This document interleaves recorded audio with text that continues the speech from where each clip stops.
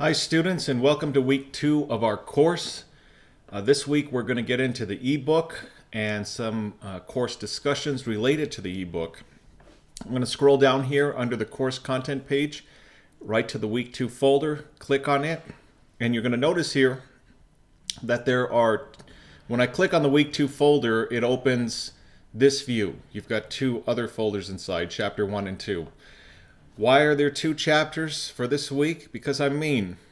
No, because it's an 8-week course. So there's a bit of an exchange here. The coursework is a little more intensive, but you get your course credit in a shorter amount of time. You know that. That's why you signed up for this mini semester. So we're going to click on this first one, chapter 1. And both of these folders have the same layout this week. The same layout in terms of the reading, the assessment, and a discussion. They just mirror each other, but one's for chapter 1, one's for chapter 2. So here's a summary for chapter 1. At the bottom of that summary is your coursework, a list of your course items. And then there's the reading, the OER quiz, and then the discussion right below that. So let me show you what the reading looks like. And speaking of exchanges,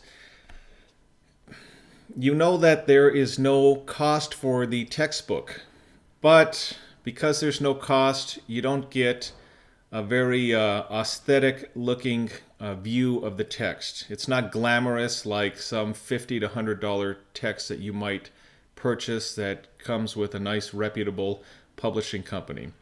But if I were a student in this class, I would exchange that for what I'm seeing here. I'd rather save the money and have to read this way.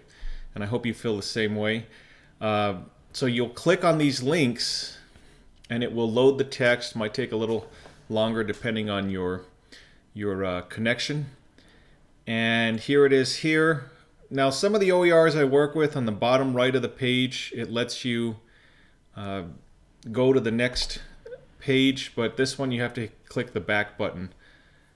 But I'm live here with the video. I just want to see what happens, because as I go to the bottom of the page here, look at the cursor change. There's something hidden there.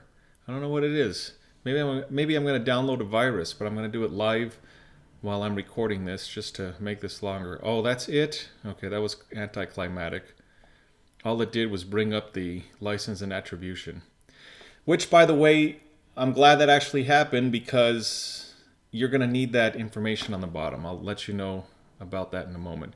But see, I click the back button, and then I go to the next part of the reading. It's loading, and then it's there. All right. So you'll work your way through that. Then you'll come back here in the week 2 folder, and right after the reading is the quiz. Now remember, it's unlimited attempts up till the due date, which is Sunday at 11:59 p.m. So here's the quiz. Let's take a look at what that looks like. I'm going to click begin, and it's multiple choice. I know you're disappointed with that because you wanted short answer essay, but it's multiple choice. My suggestion to you is to have a separate tab open on your computer with the readings right next to you, so you can reference the readings while you're taking the quiz. There's not a time limit on this. I'm so nice, aren't I? No time limit, unlimited attempts on the assessment, but I think your feelings towards your instructor here are going to go back and forth throughout the semester. I mean, you got a free text, you got unlimited attempts on the assessment, there's no time limit, but when you start doing the speeches for class, or some of the speeches, well, one speech, and then some other major projects, you might have different feelings about your instructor. Instead of him being nice, maybe he's mean at that point. It's a love-hate relationship. I remember what it's like to be a student. Anyways, going back here to the folder, here is the discussion for the week. And this is where I need you to pay particular attention, because remember that license and attribution thing? I'm going to bring it up here along with something else. First of all, you've got two discussions. You got one for chapter 1, you have one for chapter 2. The due dates are Friday. So when you're looking at your course calendar or your little alerts that come up, it's going to tell you it's due Friday. And you're probably thinking, wait a second, I thought you said Sunday at 11:59 p.m. The assignment is available until Sunday at 11:59 p.m. But what you have to do is you have to post your discussion, your initial discussion, by Friday. That's why the due date's Friday. And then by Sunday, you respond to 2 of your classmates. Well, why am I doing it that way? Because I've had issues. We've had issues in this class.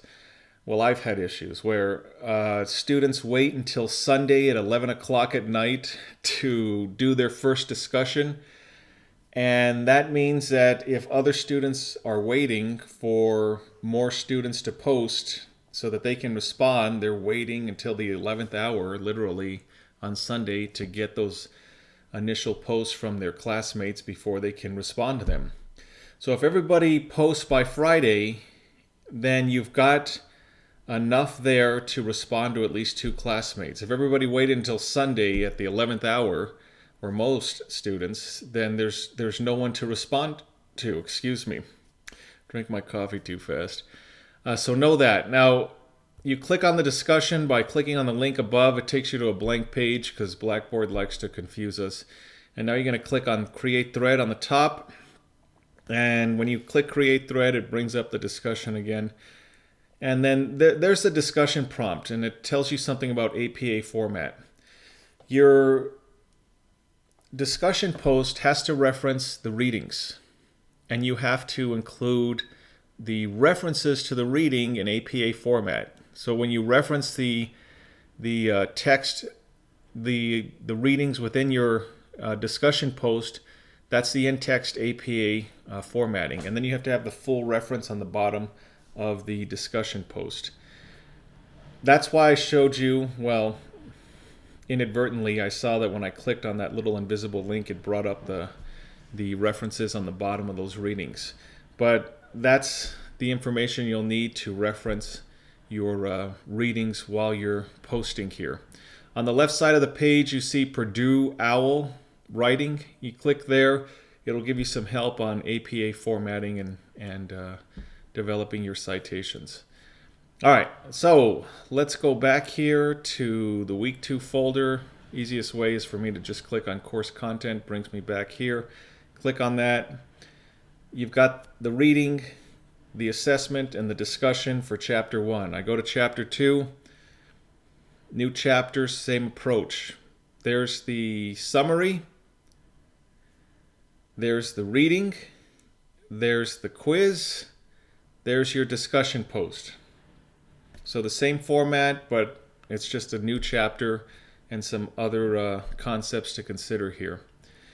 Unlimited attempts on the quiz, discussion post by Friday, respond to at least 2 classmates by Sunday. And then this one on the bottom, I included the rubric that I use. I should include that screenshot image on the Chapter 1 post, but I'm not going to do it now. But it's there for Chapter 2 if you want to reference it before you start the discussion for Chapter 1, because this is the same rubric I use for evaluating both of your discussion posts and any others for this class. All right, so you have any questions, comments, concerns, sudden flashes of insight, know that you can email me. There's also the Instructor Online Office link right here. I check, remember, 24 hours during the weekday. I'll respond to you, and 48 on the weekend. If you haven't heard from me by then please email me again, because I probably didn't get it. I hope you have had a wonderful start to your week, and you're staying warm in this nice winter weather, and you're staying safe. Have a good rest of your week.